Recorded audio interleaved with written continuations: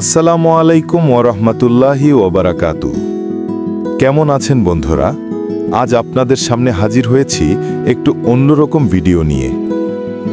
আপনাদের সামনে আজ আলোচনা করব বিশ্বের সর্বশ্রেষ্ঠ চিফ অব আর্মি, যাকে আল্লাহ নিজে সোর্ড অব আল্লাহ ঘোষণা করেছিলেন, সেই মহাবীর খালিদ বিন ওয়ালিদ সম্পর্কে। বন্ধুরা, আপনাদের সাথে আমি রয়েছি আকরাম হোসেন, ধারাবাহিক খালিদ বিন ওয়ালিদ এপিসোডের প্রথম পর্বে। তাহলে আর দেরি না করে চলুন মূল ভিডিওতে। মুসাফির একা আরবের মরুভূমিতে ভ্রমণ করছিলেন। হিজরির ৮ম বছরে আরবের যে অঞ্চলে মক্কা ও মদিনা অবস্থিত, সেই অঞ্চলটি ছিল খুবই বিপজ্জনক মরুভূমি, যেখানে মানুষ জ্বলছিল এবং জ্বলছিল। একটি ছিল মরুভূমির বিপদ, অন্যটি ছিল দস্যুদের বিপদ। মুসাফিররা কাফেলায় ভ্রমণ করত, কিন্তু এই মুসাফির একা ভ্রমণ করছিলেন। তিনি একটি উন্নত জাতের যুদ্ধ ঘোড়ায় চড়েছিলেন। ঘোড়ার জিনের সাথে এর লাগাম বাঁধা ছিল। তার কোমরে একটি তরবারি ঝুলছিল এবং হাতে একটি বর্শা ছিল। সেই সময়ে পুরুষরা লম্বা চওড়া বুক এবং সুগঠিত ছিল। এই একা ভ্রমণকারীও সেই লোকদের মধ্যে একজন ছিলেন। কিন্তু ঘোড়ার পেটে বসে থাকার ভঙ্গি থেকে বোঝা যাচ্ছিল যে তিনি একজন ঘোড়সওয়ার এবং তিনি কোনো সাধারণ মানুষ নন। তার মুখে বিন্দুমাত্র ভয়ের ছাপ ছিল না যে ডাকাতরা তাকে ডাকাতি করবে, এত ভালো জাতের ঘোড়াটি নিয়ে যাবে এবং তাকে পায়ে হেঁটে ভ্রমণ করতে হবে। কিন্তু তার মুখের ভাব স্বাভাবিক ছিল না। সে কিছু একটা নিয়ে ভাবছিল। সে তার স্মৃতি উপভোগ করছিল, অথবা কিছু স্মৃতি মনে চাপা দেওয়ার চেষ্টা করছিল।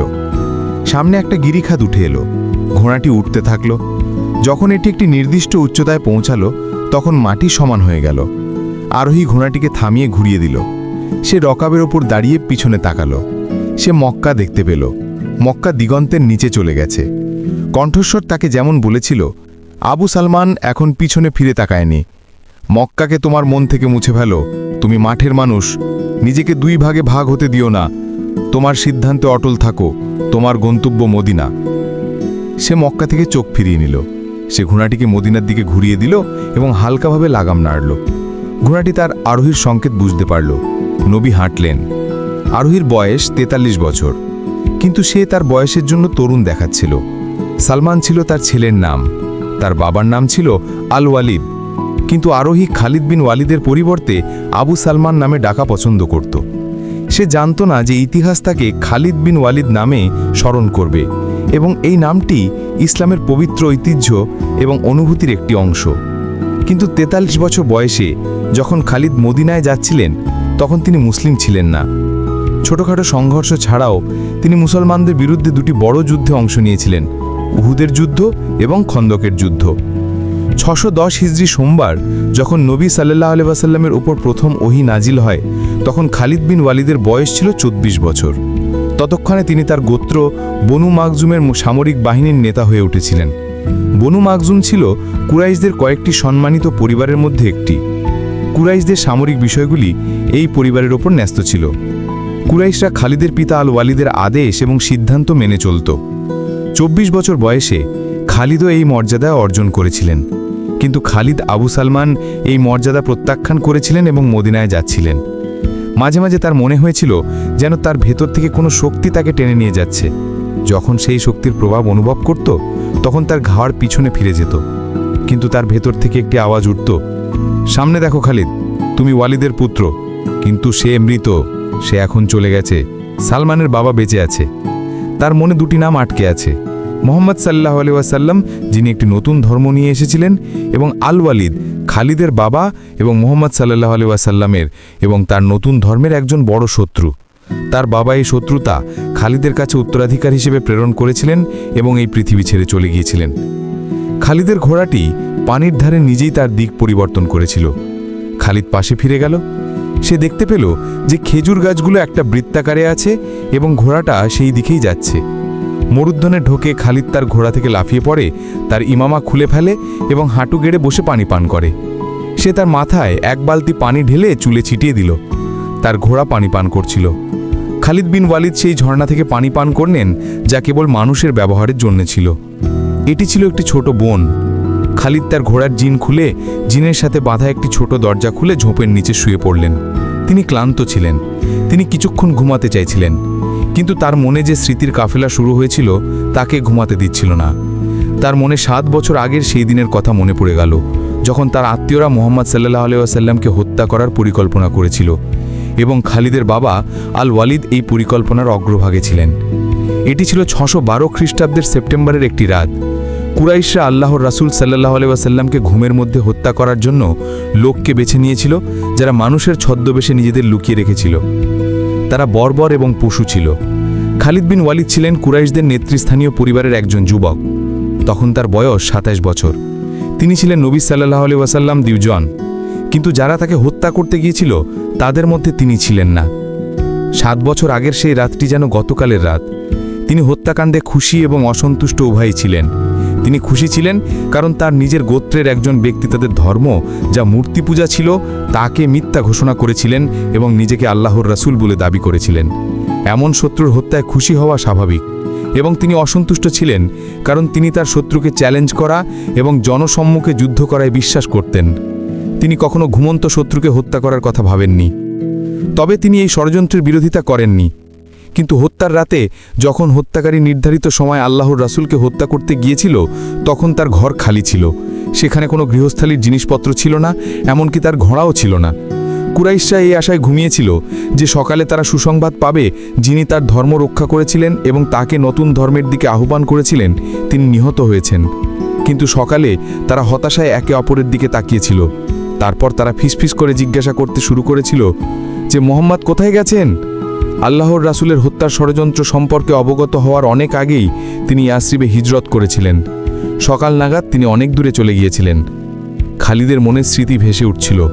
তার মন বারবার ঘুরপাক খাচ্ছিল। 16 বছর কেটে গেছে। 613 সালের একটি সন্ধ্যায় মহানবী সাল্লাল্লাহু আলাইহি ওয়াসাল্লাম কুরাইশদের কয়েকজন নির্বাচিত সদস্যকে খাবারের জন্য তার বাড়িতে আমন্ত্রণ জানিয়েছিলেন। খাবারের পর মহানবী সাল্লাল্লাহু আলাইহি ওয়াসাল্লাম তার অতিথিদের বলেছিলেন যে অন্য কোনো আরব তাকে এটা দিতে পারবে না, কারণ আল্লাহ আমাকে মনোনীত করেছেন। আল্লাহ আমাকে এমন একটি ধর্মের দিকে আহ্বান করার নির্দেশ দিয়েছেন যা তোমাদের পার্থিব জীবন এবং তোমাদের পরকালকে সুখী ও সমৃদ্ধ করবে। এভাবে প্রথম ওহী নাজিলের 3 বছর পর মহানবী সাল্লাল্লাহু আলাইহি ওয়াসাল্লাম তার নিকটাত্মীয়দের ইসলাম গ্রহণের জন্য আমন্ত্রণ জানান। খালিদ বিন ওয়ালিদ সেই সমাবেশে উপস্থিত ছিলেন না। তার পিতাকে আমন্ত্রণ জানানো হয়েছিল। তিনি খালিদ বিন ওয়ালিদকে মজা করে বলেছিলেন যে আব্দুল মুত্তালিবের নাতি মুহাম্মদ বলেছেন যে তিনি আল্লাহর প্রেরিত নবী। আমরা জানি যে আব্দুল মুত্তালিব কুরাইশদের একজন সর্দার ছিলেন। আল ওয়ালিদ তার পুত্র খালিদকে বলেছিলেন, সত্যি মুহাম্মাদের পরিবার উচ্চ মর্যাদার অধিকারী, কিন্তু এই পরিবারের কোনো সদস্য কেন নবুয়ত দাবি করবে? আল্লাহর কসম এবং রশি ও রশির কসম, আমার পরিবার কারো কাছে তার মর্যাদা কমিয়ে দেয়নি। কেউ কি নবুয়ত দাবি করতে পারে এবং আমাদের চেয়ে উচ্চতর হতে পারে? খালিদ বিন ওয়ালিদ তাকে জিজ্ঞাসা করলেন, তুমি তাকে কি বলেছিলে? বাপ আল ওয়ালিদ বললেন, প্রথমে আমরা চুপ ছিলাম, তারপর আমরা হতবাক হয়ে গেলাম, কিন্তু মুহাম্মাদের চাচাতো ভাই আলী মুহাম্মাদের নবুয়ত গ্রহণ করলেন। খালিদ বিন ওয়ালিদ তার বাবার অপমানের কথা ভোলেননি। 629 খ্রিস্টাব্দে একদিন মক্কা ও মদিনার পথে এক মরুদ্যানে শুয়ে থাকা অবস্থায় তিনি সেই সময়ের কথা মনে করছিলেন যখন কুরাইশ নেতারা নবী মুহাম্মদ সাল্লাল্লাহু আলাইহি সাল্লামকে গ্রহণ করেননি। লোকেরা তার নবুয়ত গ্রহণ করছিল, যাদের বেশিরভাগই ছিল যুবক। কিছু দরিদ্র মানুষও ইসলাম গ্রহণ করেছিল। এতে নবীকে উৎসাহিত করা হয় এবং তিনি ইসলামের প্রচার তীব্রতর করেন। নবী সাল্লাল্লাহু আলাইহি সাল্লাম মূর্তি পূজার বিরুদ্ধে ছিলেন। মুসলমানরা কাবার ভেতরে এবং বাইরে রাখা 360টি মূর্তি নিয়ে মজা করত। ইসলামের পূর্বে আরবরা এক ঈশ্বরে বিশ্বাস করত এবং এই মূর্তিগুলি সম্পর্কে জিজ্ঞাসা করত। তারা তাদেরকে দেবদেবী বলতো এবং তাদেরকে আল্লাহর পুত্র কন্যা মনে করত। তারা সবকিছুতেই আল্লাহর নামে শপথ করত। কুরাইশরা দেখল যে মুহাম্মদ সাল্লাল্লাহু আলাইহি সাল্লামের ধর্ম, যাকে তারা উপহাস করেছিল, জনপ্রিয় হয়ে উঠছে। তাই তারা তার প্রচারণার বিরুদ্ধে একটি মোর্চা তৈরি করে এবং মুসলমানদের জন্য জীবনযাপন নিষিদ্ধ করে। খালিদ বিন ওয়ালিদের মনে পড়ল যে তিনি আল্লাহর রসুল সাল্লাল্লাহু আলাইহি সাল্লামকে রাস্তায় এবং বাজারে লোকদের একত্রিত করতে এবং ইসলাম গ্রহণের জন্য আহ্বান জানাতে এবং তাদের বলতে দেখেছিলেন যে মূর্তি তাদের উপকার বা ক্ষতি করতে পারে না। নবী সাল্লাল্লাহু আলাইহি সাল্লামের উপাসনার বিরোধী নেতারা ছিলেন কুরাইশদের 4 জন সর্দার। একজন ছিলেন খালিদের বাবা আল ওয়ালিদ, দ্বিতীয়জন ছিলেন নবীর নিজের চাচা আবুল আহাব, তৃতীয়জন ছিলেন আবু সুফিয়ান, চতুর্থজন ছিলেন আবুল আহকাম, যিনি ছিলেন খালিদ বিন ওয়ালিদের চাচাতো ভাই। এই ব্যক্তি সবচেয়ে নিষ্ঠুর এবং হিংস্র মানুষদের সংগঠিত করেছিল। তিনি ছিলেন একজন অজ্ঞ, একজন বিদ্বেষী এবং মুসলিম, তাই মুসলমানরা তাকে আবু জাহুল নামে ডাকত। তিনি বলেন, এই নামটি এতটাই প্রচলিত হয়ে গিয়েছিল যে মানুষ তার আসল নাম প্রায় ভুলেই গিয়েছিল। ইতিহাস এই ব্যক্তিকে, যিনি লোহার মতো শক্তিশালী ছিলেন, আবু জাহলের মতোই স্মরণ করেছে। এই স্মৃতি খালিদ বিন ওয়ালিদকে কষ্ট দিতে শুরু করেছিল। সম্ভবত তিনি লজ্জিত ছিলেন বলেই। কুরাইশরা নবী সাল্লাল্লাহু আলাইহি সাল্লামের ঘরে অনেকবার আবর্জনা ফেলেছিল। যেখানেই কোনো মুসলিম ইসলাম প্রচার করত, কুরাইশরা সেখানে এসে হট্টগোল করত। অসভ্য এবং অসম্মানিত লোকদের নবী সাল্লাল্লাহু আলাইহি সাল্লামকে বিরক্ত করার দায়িত্ব দেওয়া হয়েছিল। খালিদ বিন ওয়ালিদ নিশ্চয়ই আশা করেছিলেন যে তার বাবা মুহাম্মদ সাল্লাল্লাহু আলাইহি সাল্লামের বিরুদ্ধে এমন কোনো জঘন্য কাজ করেননি। তিনি দুবার ৩-৪ জন কুরাইশ সর্দার নিয়ে নবী সাল্লাল্লাহু আলাইহি সাল্লামের চাচা আবু তালিবের কাছে গিয়েছিলেন তাকে বলতে যে তার ভাগ্নেকে মূর্তি অবমাননা এবং নবুয়ত দাবি করা থেকে বিরত রাখতে, অন্যথায় তাকে কেউ হত্যা করবে। আবু তালিব দুবারই আবার ফিরিয়ে দিয়েছিলেন। খালিদ তার বাবার মহান ত্যাগের কথা স্মরণ করেছিল। খালিদের মা ছিলেন খালিদ। সে ছিল একজন বিশেষভাবে সুদর্শন, বুদ্ধিমান এবং সাহসী যুবক। খালিদের বাবা আল ওয়ালিদ তার সুদর্শন ছেলে আমারাকে কুরাইশদের 2 সর্দারের হাতে তুলে দিয়ে তাদের মুহাম্মদের চাচা আবু তালিবের কাছে নিয়ে যেতে বলেন, যাও এবং তাকে বলো, আমার ছেলেকে রেখে মুহাম্মদ সাল্লাল্লাহু আলাইহি সাল্লামকে আমাদের কাছে ফিরিয়ে দাও। খালিদ তার বাবার সিদ্ধান্ত অনুযায়ী কাজ করেছিল এবং যখন তার ভাই আমারা 2 সর্দারের সাথে চলে গিয়েছিল, তখন খালিদ এবং দিনহায়ের সর্দাররা আমারাকে নবী সাল্লাল্লাহু আলাইহি সাল্লামের চাচার কাছে এনে বলেছিল, তুমি তাকে চেনো, আবু তালিব, এই আমারা বিন আল ওয়ালিদ। তুমি এটাও জানো যে বানু হাসিম, যার সর্দার তুমি, এখনও তার মতো মার্জিত এবং বুদ্ধিমান যুবক জন্ম দেয়নি। আমরা তাকে চিরকালের জন্য তোমার কাছে সমর্পণ করতে এসেছি। আমরা তাকে আমাদের পুত্র হিসেবে রাখব। সে তার বাকি জীবন বাধ্য থাকবে। আর যদি আমরা তাকে আমাদের দাস করি, তাহলে আল্লাহর কসম, সে তোমার জন্য তার জীবনও উৎসর্গ করবে। আবু তালিব জিজ্ঞাসা করলেন, কিন্তু তুমি তাকে আমার কাছে তুলে দিচ্ছ কেন? বনু মাকসুমের মা কি তার ছেলেদের নিলামে বিক্রি করতে শুরু করেছে? বলো, তুমি তার জন্য কত চাও? ফরিসের একজন সর্দার বলল, বরং তোমার ভাগ্নে মোহাম্মদকে আমাদের দাও। তোমার এই ভাগ্নে তোমার জন্য লজ্জার কারণ হয়ে দাঁড়িয়েছে। সে তোমার পূর্বপুরুষদের অপমান করেছে। সে ধর্ম প্রত্যাখ্যান করেছে এবং একটি নতুন ধর্ম তৈরি করেছে। তুমি কি দেখতে পাচ্ছ না সে গোত্রের মানুষকে মানুষের শত্রু করে তুলেছে? আবু তালিব জিজ্ঞাসা করলেন, আমার ভাগ্নেকে নিয়ে তুমি কি করবে? ফরিসের অন্য সর্দার উত্তর দিলেন, ওকে হত্যা করো। আমরা মুহাম্মদকে হত্যা করব। এটা অন্যায় হবে না। তুমি দেখো যে আমরা তোমার ভাগ্নের বিনিময়ে তোমাকে আমাদের ছেলে দিচ্ছি। আবু তালিব বললেন, এটা বিরাট অন্যায় হবে। তুমি আমার ভাগ্নেকে হত্যা করবে, আর আমি তোমার ছেলেকে লালন পালন করব এবং তার উপর ব্যয় করব এবং তাকে খুব ভালো জীবন দেব। তুমি আমার সাথে কি ন্যায় বিচার এনেছ? আমি তোমাকে সম্মানের সাথে বিদায় জানাচ্ছি। খালিদ বিন ওয়ালিদ যখন তার ভাইকে তার সর্দারের সাথে ফিরে আসতে দেখলেন এবং সর্দারদের কাছে শুনলেন যে আবু তালিব এই চুক্তি গ্রহণ করেননি, তখন খালিদ বিন ওয়ালিদ দুঃখিত হলেন। খালিদ বিন ওয়ালিদকে জিজ্ঞাসা করলেন, তুমি মুহাম্মদের সাথে কি করেছ? আব্দুল সালমান চিন্তায় মাথা নাড়লেন এবং মনে মনে ভাবলেন, কিছু না, আসলে মুহাম্মদের শরীর শক্তিশালী, কিন্তু রুকানা বিন আব্দুল জাজিদের মতো একজন কুস্তিবীরকে তার শুধু শারীরিক শক্তি মাটিতে ফেলে দেওয়ার জন্য যথেষ্ট ছিল না। রুকানা বিন আব্দুল জাজিদ ছিলেন মহানবী সাল্লাল্লাহু আলাইহি সাল্লামের চাচা, যিনি ইসলাম গ্রহণ করেননি। তিনি ছিলেন একজন আরব, যিনি একজন কুস্তিবীর হয়েছিলেন। বিখ্যাত কুস্তিবীররা এসে তাকে একটি প্রার্থনার মাধ্যমেই হত্যা করেছিল। তিনি ছিলেন একজন বর্বর ব্যক্তি, যিনি শুধু যুদ্ধ করতে এবং হত্যা করতে জানতেন। খালিদ সেই সময়ের কথা মনে করতে শুরু করলেন যখন ৩-৪ জন ব্যক্তি, যারা মুসলমানদের উপর অত্যাচার করছিল, একদিন রুকানাকে ভালো করে খাওয়াতে এবং পান করাতে বলেছিল, তোমার ভাগ্নে মোহাম্মদ কারো হাতে নেই। সে ধর্মোপদেশ বন্ধ করে না, কাউকে ভয়ও করে না, আর মানুষ তার কথার জাদুতে পড়ে যাচ্ছে। তুমি কি তাকে সোজা করতে পারো না? রুকানা তার মুখে মাতাল মহিষের ছাপ তৈরি করেছিল এবং অহংকারের সুরে বলেছিল, তুমি কি আমার হাত দিয়ে তার হাড় ভেঙে ফেলতে চাও? আমার সাথে যুদ্ধ করার জন্য তাকে নিয়ে এসো, কিন্তু আমার নাম শুনে সে মক্কা থেকে পালিয়ে যাবে। না না, আমি তার সাথে যুদ্ধ করাকে অপমান মনে করি। সে উস্কানিদাতাদের কথা শুনেনি। সে কোনো পলোয়ানকে তার সমকক্ষ মনে করেনি। মুসলমানদের শত্রুরা চুপ ছিল, কিন্তু তারা ভাবতে থাকলো যে রুকানার দ্বারা আল্লাহর রসুল সাল্লাল্লাহু আলাইহি সাল্লামকে তামাশা বানানো উচিত। মক্কার ইহুদিরা বিশেষ করে আল্লাহর রসুল সাল্লাল্লাহু আলাইহি সাল্লামের শত্রু ছিলেন, কিন্তু তারা প্রকাশ্যে মাঠে নামেনি। তারা খুশি ছিল যে কুরাইশরা নিজেদের মধ্যে বিভক্ত হয়ে একে অপরের শত্রু হয়ে গেছে।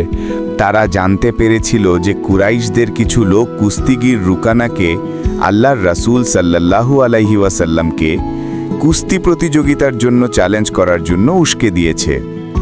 কিন্তু তিনি তাতে রাজি হননি। একদিন রুকানা রাতে রাস্তা দিয়ে যাচ্ছিলেন, এমন সময় একটি খুব সুন্দরী এবং যুবতী মেয়ে তার পাশ দিয়ে গেল। চাঁদনি রাতে মেয়েটি রুকানাকে চিনতে পেরে হাসল। রুকানা ছিল বর্বর। সে থামিয়ে মেয়েটির পথ আটকে দিল। সে জিজ্ঞাসা করল, তুমি কি জানো যে একজন মহিলা যখন একজন পুরুষের দিকে তাকায় তখন সে হাসে? এর অর্থ কি? তুমি কে? তরুণীটি উত্তর দিল, এর অর্থ হল মহিলাটি এই পুরুষকে চায়। আমি সাবত বিনতে আরমান। রুকানা বলল, ও একজন আর্মেনীয় ইহুদির মেয়ে। সে মেয়েটির একজন অন্ধের উপর হাত রেখে তাকে তার কাছে টেনে নিল। তুমি কি আমার শরীর এবং আমার শক্তি এত পছন্দ করো? সাবত পিছিয়ে এসে বলল, তোমার শক্তি আমাকে দুর্বল করে দিয়েছে। তুমি কি তোমার ভাগ্নে মুহাম্মদকে ভয় পাও? রুকানা জিজ্ঞাসা করল, সাবত, সবাই বলল প্রথমে মুহাম্মদকে ধ্বংস করো, আমি তোমাকে আমার দেহ উপহার হিসেবে দেব। রুকানা বলল, আল্লাহর পুত্র ও কন্যাদের কসম, আমি তোমার কথা পূর্ণ করব এবং তোমার সামনে তুলে ধরব। কিন্তু তুমি ভুল শুনেছ যে আমি মুহাম্মদকে ভয় পাই। মূল কথা হলো, আমার চেয়ে দুর্বল কারুর সাথে লড়াই করাকে আমি অপমান মনে করি, কিন্তু আমি তোমার কথা পূর্ণ করব। বিখ্যাত ঐতিহাসিক ইবনে হিশাম লিখেছেন যে মহানবী সাল্লাল্লাহু আলাইহি ওয়াসাল্লাম নিজেই কুস্তিগির রুকানাকে একটি কুস্তি প্রতিযোগিতার জন্য চ্যালেঞ্জ করেছিলেন। কিন্তু অন্য একজন ঐতিহাসিক ইবনে আল আসিরের সাক্ষ্য হল যে রুকানা মুহাম্মদ সাল্লাল্লাহু আলাইহি ওয়াসাল্লামকে একটি কুস্তি প্রতিযোগিতার জন্য চ্যালেঞ্জ করেছিলেন এবং তিনি বলেছিলেন, আমার ভাইয়ের ছেলে, তুমি মহান হৃদয় এবং সাহসের অধিকারী। আমি এটাও জানি যে তুমি মিথ্যা বলা ঘৃণা করো, কিন্তু একজন মানুষের সাহস এবং সত্যবাদিতা ময়দানে প্রকাশিত হয়। ময়দানে আমার সাথে যুদ্ধ করো। যদি তুমি আমাকে পরাজিত করো তাহলে আমি তোমাকে আল্লাহর প্রেরিত নবী হিসেবে গ্রহণ করব। আল্লাহর কসম, আমি তোমার ধর্ম গ্রহণ করব। আল্লাহর রাসূল সাল্লাল্লাহু আলাইহি ওয়াসাল্লাম রুকানার চ্যালেঞ্জের জবাবে বললেন, কিন্তু এটা ভাগ্নে এবং চাচার মধ্যে লড়াই হবে না, এটা হবে একজন পৌত্তলিক এবং সত্য ধর্মের একজন নবীর মধ্যে লড়াই। যদি তুমি হেরে যাও তাহলে তোমার প্রতিশ্রুতি ভুলে যেও না। মক্কায় দাবানলের মতো খবর ছড়িয়ে পড়ল যে রুকানা হবে কুস্তিগির এবং মুহাম্মদ সাল্লাল্লাহু আলাইহি ওয়াসাল্লামের মধ্যে লড়াই, এবং পরাজিতরা বিজয়ীর ধর্ম গ্রহণ করবে। কুরাইশদের শিশু, পুরুষ, মহিলা এবং ইহুদিরা দলে দলে এসেছিল। মুসলিমদের সংখ্যা খুবই কম ছিল। তারা তরবারি এবং বর্ষা নিয়ে এসেছিল, কারণ তারা হুমকির সম্মুখীন হয়েছিল। রুকানার কুরাইশরা আল্লাহর রাসূল সাল্লাল্লাহু আলাইহি ওয়াসাল্লামকে হত্যা করার জন্য এই লড়াইকে অজুহাত হিসেবে ব্যবহার করত। আরবের সবচেয়ে শক্তিশালী এবং বর্বর কুস্তিগির রুকানা ছিলেন আরবের সবচেয়ে শক্তিশালী এবং বর্বর কুস্তিগির। ইবনে আবদে জাজিদ নবীর কাছে এলেন। তিনি নবীর দিকে ঘৃণার দৃষ্টিতে তাকালেন এবং সম্পূর্ণ নীরবতা এবং আত্মবিশ্বাসের সাথে তার দিকে তাকালেন, রুকানার চোখের দিকে তাকিয়ে, যাতে তিনি অজান্তে কোনো কৌশল না করেন। রুকানা তার চারপাশে এমনভাবে ঘুরছিল যেন সিংহ তার শিকারকে ঘিরে ধরে এবং তাকে গ্রাস করতে উদ্যত হয়। জনতা পবিত্রকে নিয়ে মজা করছিল। নবী সাল্লাল্লাহু আলাইহি ওয়াসাল্লাম মুসলিমরা চুপ ছিল। তারা তাদের অন্তরে আল্লাহকে স্মরণ করছিল। তারা তাদের তরবারির ওপর হাত রেখেছিল। তারপর কে জানে কি হলো, নবী সাল্লাল্লাহু আলাইহি ওয়াসাল্লাম কোন কৌশল করলেন। ইবনে আল আসির কথিত আছে যে নবী সাল্লাল্লাহু আলাইহি ওয়াসাল্লাম রুকানাকে তুলে মাটিতে ফেলে দিলেন। রুকানা আহত সিংহের মতো উঠে গর্জন করে তার উপর আক্রমণ করলেন। নবী সাল্লাল্লাহু আলাইহি ওয়াসাল্লাম একই কৌশল পুনরাবৃত্তি করে তাকে ছুঁড়ে ফেলে দিলেন। তিনি উঠে গেলেন এবং রাসূল সাল্লাল্লাহু আলাইহি ওয়াসাল্লাম তৃতীয়বার তাকে ছুঁড়ে মারলেন। তার ভারী শরীর 3 বার ছুঁড়া মারা হলো। রুকানা আর লড়াই চালিয়ে যেতে পারলেন না। রুকানা মাথা নিচু করে ময়দান ত্যাগ করলেন। জনতার মধ্যে নীরবতা নেমে এলো এবং মুসলিমরা তাদের নগ্ন তরবারি এবং বর্ষা বাতাসে উড়িয়ে স্লোগান দিতে লাগলো। আল্লাহর রাসূল সাল্লাল্লাহু আলাইহি ওয়াসাল্লাম তাকে চ্যালেঞ্জ করে বললেন, চাচা রুকানা, আপনার প্রতিশ্রুতি পূর্ণ করুন এবং ঘোষণা করুন যে আজ থেকে মুসলিম রুকানা। রুকানা স্পষ্টভাবে ইসলাম গ্রহণ করতে অস্বীকৃতি জানালো। তিনি বললেন, এই শক্তি শারীরিক ছিল না। খালিদ বিন ওয়ালিদ মরুদ্যানে শুয়ে নিজেকে বললেন, রুকানাকে 3 বার আঘাত করা তো দূরের কথা, কেউ তাকে হারাতে পারেনি। খালিদের মনে নবীর প্রতিচ্ছবি ভেসে উঠল। তিনি নবীকে ভালো করেই জানতেন, কিন্তু এখন তিনি তা অনুভব করতে শুরু করলেন। যেমনভাবে মুহাম্মাদকে তিনি শৈশব থেকেই জানতেন, খালিদ যেদিকে এগিয়েছিলেন সেখানে তাকে চিনতে পারেননি। নবুয়াতের দাবির পর খালিদ বিন ওয়ালিদ তার সাথে কথা বলা বন্ধ করে দিয়েছিলেন। তিনি তার সাথে যুদ্ধ করতে চেয়েছিলেন, কিন্তু তিনি রুকানার মতো কুস্তিগীর ছিলেন না। তিনি ছিলেন একজন যোদ্ধা, যিনি যুদ্ধক্ষেত্রে লড়াই করতেন এবং যোদ্ধাদের নেতৃত্ব দিতেন। কিন্তু সেই সময় মুসলিমরা সেনাবাহিনীর আকারে যুদ্ধ করার ক্ষমতা রাখেনি। বন্ধুরা, আজকের ভিডিও থেকে আপনাদের জন্য একটি সহজ প্রশ্ন। বলুন তো, খালিদ বিন ওয়ালিদ কে ছিলেন? কমেন্ট বক্সে প্রশ্নের উত্তর দিন। ভিডিওটি ভালো লাগলে অবশ্যই লাইক করুন এবং বন্ধুদের সাথে শেয়ার করে দিন। বন্ধুরা, ইতিহাসের পাতা থেকে নেওয়া হিস্ট্রি হতে তৈরি আমাদের মোটিভেশনাল চ্যানেলটি নয়া বাংলাদেশ। চ্যানেলের লিঙ্কটি বর্ণনা বক্সে দেওয়া আছে, আপনারা চাইলে সাবস্ক্রাইব করতে পারেন। আমরা আবার ফিরে আসব ইতিহাসের কিছু আশ্চর্যজনক তথ্য নিয়ে। ততক্ষণ পর্যন্ত ভালো থাকুন, সুস্থ থাকুন। ধন্যবাদ।